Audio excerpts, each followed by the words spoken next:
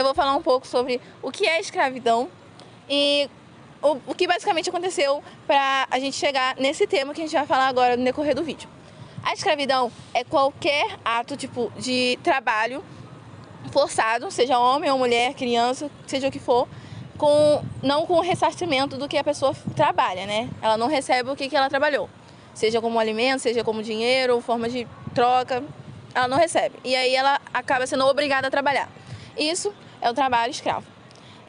Isso antigamente era dado como formas comerciais e também como formas econômicas. Muitas das vezes eram feitas guerras nativas. Por exemplo, na África ocorriam muitas tribos, muitos lugares ali terem guerras entre eles e os prisioneiros de guerra eram pegos e usados como escravos. Então, pessoas do próprio país eram usadas como escravos para fins comerciais ou econômicos. Depois, aconteceu dos europeus irem atrás de território, indo para a África, e quando eles conheceram o território da África, conheceram outros povos, eles pegaram esses prisioneiros de guerra e levaram para os fins comerciais deles. Mas também acontecia também logo depois disso que acabou os prisioneiros de guerra, que não eram tão beneficiados, os europeus, os portugueses eles simplesmente pegavam os escravos, colocavam em navios negreiros e traziam para o Brasil para usar como mão de obra. Vou falar um pouco sobre a desumanização dos povos escravizados. Primeiro, vou definir agora para você o que é desumanização. A desumanização é o processo no qual você pega uma característica humana e desumaniza ela, tirando o sentido dessa característica fazer parte do ser humano. A desumanização ela pode ser vista assim, no efeito psicológico nas pessoas, quando uma pessoa diz ser indiferente às outras ou quando ela passa por uma tragédia, por exemplo, passa na frente de um orfanato pegando fogo e não se importa com o que está acontecendo. Ela passa direto, não tenta ajudar, nem se preocupa com a vida das crianças ali dentro. E segundo alguns psicólogos, isso é uma coisa muito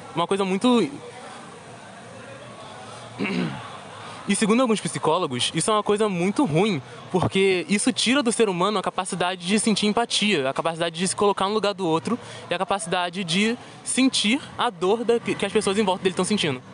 Uma das consequências da desumanização é que depois de todo esse período de escravidão, depois de tanto tempo dos escravizadores fazendo esse processo que pode ser feito através da religião ou até mesmo de algumas políticas internas de um grupo, as pessoas que descendem desses povos escravizados sofrem as consequências até hoje, que é o que uma amiga minha do grupo vai falar daqui a pouco.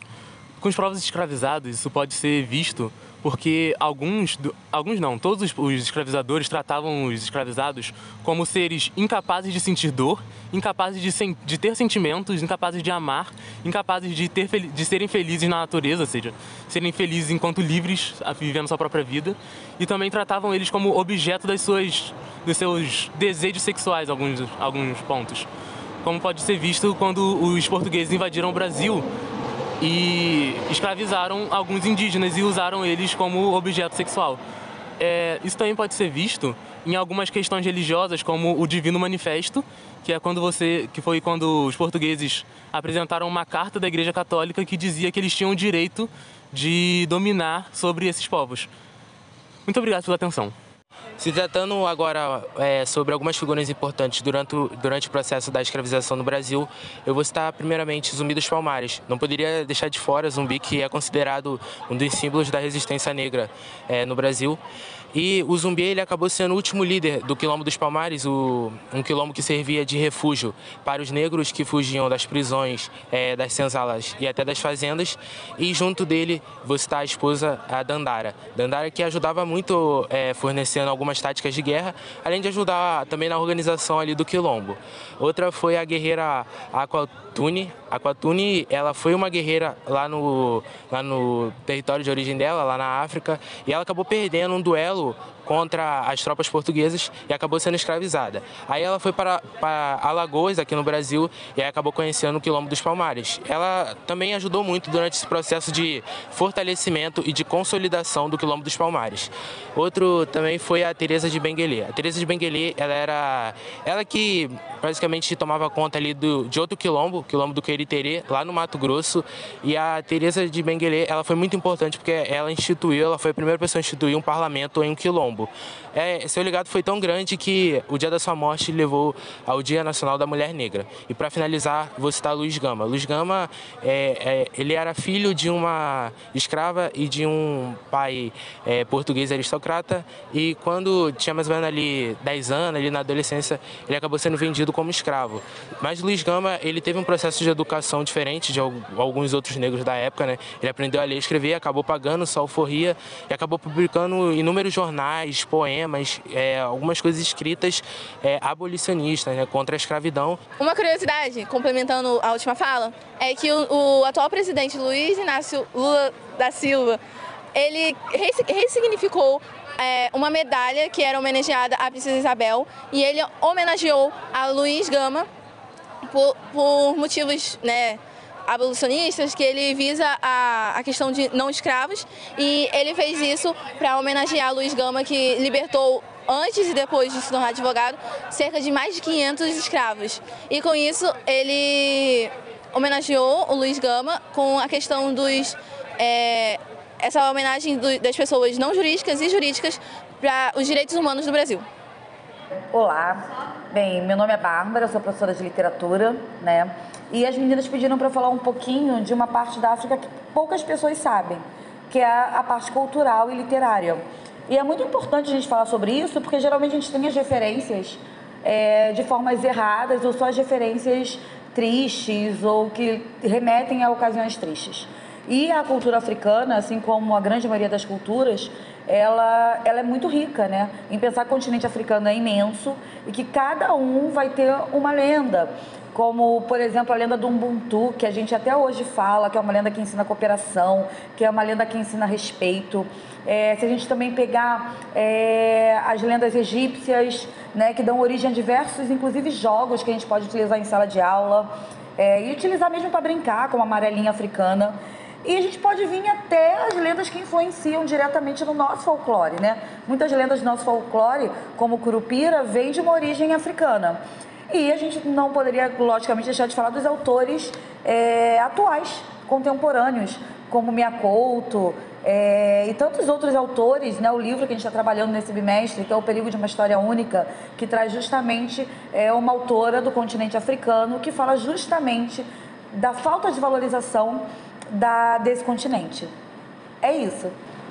E também é interessante falar que muitas das histórias africanas hoje influenciam o cinema, como no universo da Marvel, né? As Doras Milajes, tem um outro filme também, que eu não vou lembrar agora, que traz essa referência das mulheres que iam para o combate, né? Então, essas referências culturais, históricas, literárias, hoje já estão nos universos cinematográficos. É uma outra dica. E continuando esse assunto da escravidão, eu vim aqui explicar um pouco das consequências que houveram naquela época. Algumas dessas foram as consequências financeiras, que após a lei da abolição, muitos desses senhores acabaram perdendo a maior parte dos seus trabalhadores. Então não tinha quem trabalhar para eles, né? Então eles não tinham lucro. Uma dessas consequências ligada a essa também foi a falta de alimento. Não necessariamente a falta de alimento, mas com a falta de trabalhadores, não tiveram lucro, não tinham dinheiro, então esses senhores acabavam não tendo dinheiro para comprar seus alimentos. E durante essa época, muitos dessas pessoas, né, da elite, da burguesia, quando souberam dessa lei da abolição, eles escondiam seus escravos, prendiam eles em porões e em postos para que eles não soubessem e não fugissem, por conta que eles já tinham tido a liberdade deles. E várias pessoas morreram naquela época lutando por sua liberdade, mesmo após a lei ser proclamada.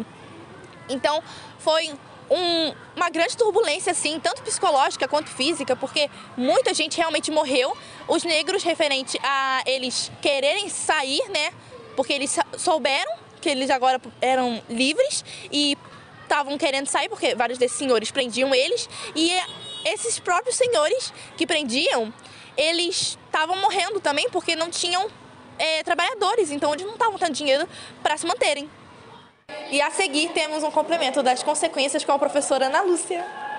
A eugenia, ela na verdade, ela pode ser definida como um processo feito para fazer uma seleção de seres com características, né, hereditárias, de repente mais evoluídas, bem selecionadas mesmo, né, com o intuito de formar uma sociedade melhorada, no sentido, não só o sentido biológico, né, mas que fosse mais apta, mais adequada, né, para conviver socialmente, culturalmente, economicamente e até mesmo na parte política, né? E isso foi uma proposta, né, que não começou agora. Isso já vem de tempos atrás, porque na verdade o termo eugenia é de bem nascido, né? Bem nascido, características hereditárias, né, que sejam boas para selecionar novos seres humanos mais aptos. Eu vou falar também sobre as consequências de... Uma delas é o não aproveitamento da reforma agrária, que é a divisão de terras para instigar o comércio interno. A seguir, a gente vai ver uma entrevista com o professor Giovanni e a turma de Humanas na parte da tarde. Bem, gente, então, hoje a gente vai falar um pouquinho sobre a questão do racismo estrutural, né, que a gente abordou com o Xavier Ribeiro. Então, eu queria fazer a pergunta para vocês: o que vocês entendem por racismo estrutural? A gente já teve essa matéria, né, sobre isso, e a gente pôde perceber também, que a gente fez também, que o racismo estrutural ele já está no Brasil há muito tempo. É uma questão que já vem ocorrendo e que, por exemplo, que a Mariana já nessa aula estava, ela explicou, conversou com a gente, explicando que assim, algumas falas, algumas brincadeiras acabam se tornando essa questão. E acho que todo mundo aqui falou um pouquinho sobre isso e entende sobre isso. Também acho que todo mundo também já praticou o racismo estrutural, porque fica, né, tipo, nas frases, uma expressão, sim, um comentário. As pessoas acabam, assim, falando sem saber mesmo a origem. Então elas acabam falando sem saber e, assim, nem se toca que é racismo estrutural, que vem de preconceito e tal. Pode explicar. Até o próprio racismo estrutural aparece até mesmo em tipo desenhos animados, tipo da Disney, que sempre aparecia tipo várias princesas. Aí você vê, só tinha princesa branca, não tinha tipo o negro da história, só princesa do sapo. Aí quando começou um tempo pra cá, aí mudaram os personagens, tipo a própria a Pequena Sereia, todos os tipos de história que na verdade quem apareceu, o protagonista da história era o branco. E não tinha uma pessoa negra, quase negra na história dos desenhos animados da Disney.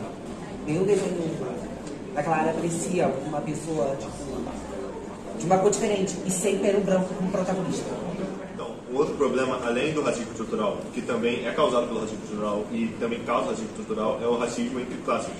Por exemplo, existir um tipo de raça em uma classe, existir uma quantidade maior de raça em uma classe, uma quantidade menor de raça em outra classe. Isso é muito causado por várias coisas. Por exemplo, os ricos que antigamente tinham escravos continuam passando dinheiro para gerações e passando para mais rico, e esse dinheiro nunca vai para a classe que era escravizada, sempre continua com a classe que escravizava. E outro problema também é a propriedade privada, porque ela sempre é normalmente ou passada por quem já tem, tipo, é muito difícil uma pessoa de uma classe baixa ir para uma classe alta, e as escolhas sempre ficam para uma pessoa de classe alta. E então uma classe baixa nunca tem escolha de alguma coisa que pode ajudar ela. E se a gente continuar assim, nunca vai melhorar, porque 300 anos de escravidão não melhora com 100, 200 anos, pelo menos do jeito que está. E esse tipo de racismo estrutural também é causado por esse problema de classe. Sim, eu acho que existe. E eu vou falar sobre o livro que eu li hoje aqui na biblioteca que tem, que é A Cor de Coraline, que é uma coisa que está muito presente e agora que está sendo muito desconstruído isso. Porque é um livro que retrata que é uma criança que ela está na escola e aí o menino vai lá e pede para ela: Coraline, você tem o lápis cor de pele? E aí ela começa a se perguntar de que lápis que ele está falando. E aí, no livro, ela fala sobre várias coisas. Porque ela fala, se a gente tivesse em Marte, a cor da nossa pele seria verde. Se a gente tivesse no mundo vermelho, no mundo que ela falou, a nossa pele seria colorida. Então, que cor de pele ele está falando? Porque são várias. E aí ela começa a falar. E isso é uma coisa que Eu, por exemplo, quando era mais nova, eu falava o lápis de cor bege, cor de pele, mas isso porque é uma coisa que às vezes é muito ensinado, assim, às vezes como é que fala? Fica enraizado e às vezes a gente não percebe isso, acaba virando costume, isso é uma coisa que está sendo desconstruída, tanto é que eu estava conversando com a Carol, que a Faber-Castell, naqueles negócios de 12 lápis de cores, não existe mais a cor bege, eles fizeram uma cartela especialmente para cores de pele e tem vários tons, diversos tons, porque é isso que existe, não é só o marrom ou o bege. São várias outras cores de pele que existem. Às vezes, e antigamente isso não era muito representado. Igual numa série da Globo. Agora está sendo desconstruído. Igual numa série da Globo, que a mulher chega perguntando, tem lápis de cor de pele? Aí ela, da minha, da sua ou da dela? Aí a pessoa fica com uma cara de taxa, porque ela não sabe responder por conta de seu racismo estrutural. E esse é um livro muito bonitinho, um livro infantil, mas eu fiquei lendo, porque eu achei ele muito bonitinho. E é bom também para mostrar para as crianças, porque isso é uma coisa que acaba acontecendo na nossa infância, isso é uma coisa que a gente aprende na infância, e também é bom pra gente mesmo, a gente grande, porque muitas vezes nós, pessoas grandes, a gente não tem essa mentalidade, então, pessoas grandes. Então também é um livro muito bonito, eu indico para as crianças lerem, para todo mundo ler. A cor de Coraline. Não, as cores de Coraline. Hoje em dia, a gente ouve muito falar sobre escravidão moderna. Mas o que é esse termo? Muita gente não tem muita noção do que é esse termo e quando imagina escravidão moderna, imagina escravidão nos moldes antigos. Mas quando a gente for parar para pensar na escravidão moderna, ela não é nesses moldes, mas são sim situações de trabalho que são análogas à escravidão. Ou seja, elas remetem à escravidão no passado. Tem muitos casos recentes de sites de notícias, nos jornais mesmo, que fala sobre casos de trabalho análogos à escravidão. Um exemplo muito recente, que ficou muito famoso na internet, é o caso das vinícolas brasileiras, onde foram encontrados, acho que mais de 100 trabalhadores em 3 vinícolas de 3 empresas diferentes de vinho, que tinham e mantinham os trabalhadores em condições que eram, assim, deploráveis de trabalho, que meio que prendiam os trabalhadores nas vinícolas. Bom, quando a gente ouve esses casos, todo mundo na internet fica falando, nossa, que coisa horrível, que situação horrível, nossa, que crime horrendo. Porque a gente pensa na escravidão e todo mundo fala que a escravidão é algo horrível e tal. Só que quando a gente chega no nosso dia a dia, tem muito produto que a gente consome, que a gente usa, marcas que a gente usa, que ainda usam o trabalho escravo. E existem denúncias formais sobre isso. Só que, no caso das vinícolas, elas foram paradas, ou seja, acabou toda a produção e as pessoas na internet estão boicotando essas empresas. Só que na realidade, por exemplo, produtos da Avon, produtos da Boticário, existem muitas denúncias, assim, os rumores de que elas usam produtos que vêm de mão de obra escrava. Só que, quando a gente utiliza isso, a gente vê uma revolta em relação a esses casos que ficam populares, mas a gente meio que finge ser alheio a esses casos quando se trata de coisas que a gente gosta, porque você pode ser contra a escravidão, achar algo que é um crime horrendo, odioso, só que ao mesmo tempo você consome produtos que são supostamente de mão de obra escrava. Um exemplo também muito famoso é a Shein, que é uma empresa que é um site de venda de roupas, eles produzem as próprias roupas, e existem muitas denúncias na internet falando que as roupas são produzidas de forma, em condições de trabalho que não são ideais. Mas mesmo assim a gente consome do mesmo jeito, entendeu? Existem duas formas muito comuns de condições de trabalho escravas, né? A primeira é quando o empregador, ele se aproveita da situação da pessoa, porque a pessoa ela tem uma necessidade desse emprego, seja para sustentar a família ou para sustentar a si próprio, porque ele não consegue um outro emprego. E o segundo é por meio de dívidas, quando o empregador, ele meio que cria uma dívida infinita com a pessoa que está trabalhando. Por exemplo, a pessoa começa a trabalhar, está devendo 500, só que a cada mês essa dívida vai aumentando, e a pessoa que está trabalhando, ela se vê em uma situação que não consegue sair, porque é muito difícil pagar essas dívidas. Então, essas dívidas, elas sobem a taxas altíssimas. E a pessoa não tem um conhecimento jurídico tão forte para entender que isso é um crime, né? E também ela não tem como procurar outro trabalho. Quando a gente fala dessas situações, o essencial, nesses casos, é conscientizar a população sobre o que é o trabalho análogo à escravidão, porque muita gente não conhece, ou se conhece, não conhece de forma tão específica. Por exemplo, o que é um trabalho escravo, como é que é a vida dessas pessoas que vivem esse trabalho. Então, nada mais importante do que conscientizar a população do que realmente é isso, porque tem muitas pessoas que passam por essas situações e não percebem que estão sofrendo um crime, sofrendo uma violência, né? Então, a gente tem que afirmar, tem que falar com todas as palavras de que existe sim a escravidão moderna. A escravidão ela acabou nos modos antigos, mas tem a escravidão moderna, que é a dos dias atuais. Então não existe nada mais importante agora do que conscientizar as pessoas sobre esses casos. Nós estamos vendo agora na atual situação do nosso país. Pessoas que não têm documentação, que não têm nada, e pessoas assim, se aproveitam dessa situação. Claro que precisamos de quê? Educação, governo, tudo junto para a gente melhorar essa situação.